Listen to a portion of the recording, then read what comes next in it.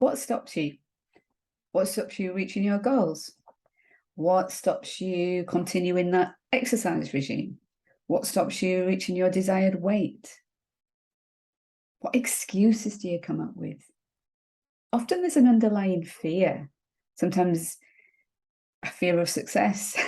Sounds ridiculous, but we run on patterns. We have a lot of unconscious patterning that gets in the way of our reaching our goals, whatever they might be.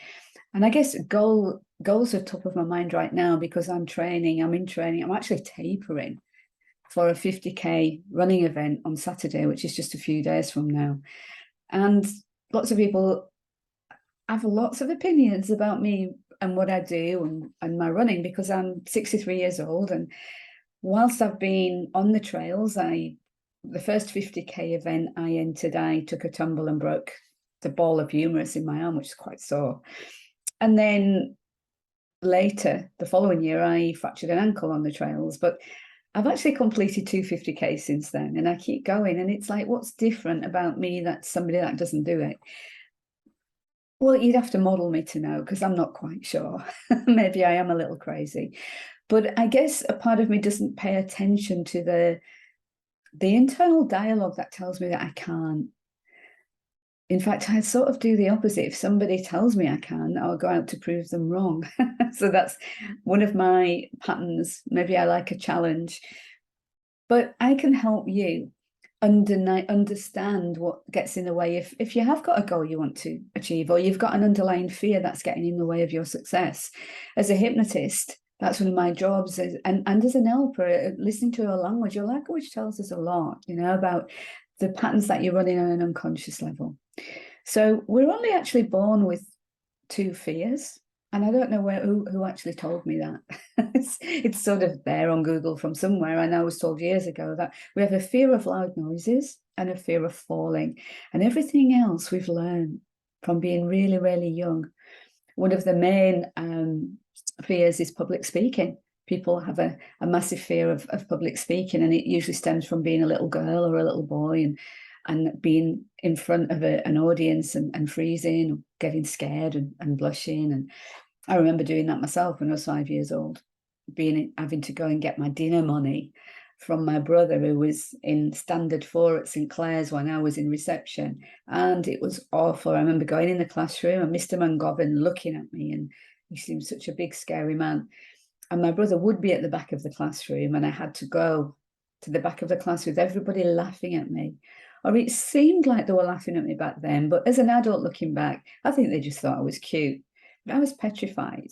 And that fear stood with me for a long time. But, I can talk now, so I've worked through that one. And yeah, so I've got this run, and I'm looking forward to it. I'm actually excited about it rather than being anxious.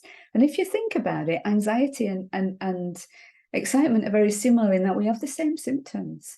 We get the pounding heart sometimes, we get the sweaty palms, but it's like we might as well be excited about something rather than anxious.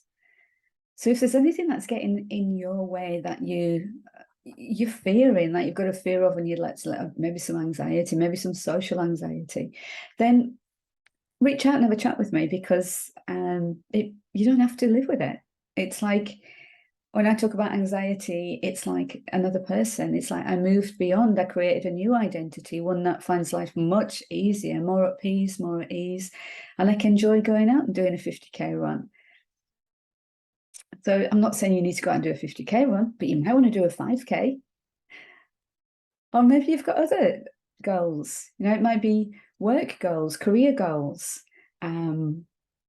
relationship goals. Maybe just you've got a fear of spiders. One of my main fears was snakes. And I see quite a few snakes when I'm out on those trails. And I don't go around loving snakes, but I've got a healthy respect for them rather than an irrational fear. And so I can help you sort of be more in tune with that inner mechanism that's protecting you, because we don't want to take away that it's like an alarm system in a car. You know, we need it there because we want to be protected, but we don't want it to be set too highly, because if it's set too highly, it's like it goes off all the time. But if it's not set enough, then we just don't care, and we can get hurt and get injured and die. But so it wants to be there, but it's having the thermostat set at an appropriate level so that we can get on and enjoy life and do all those things that we want to do without any unnecessary anxiety.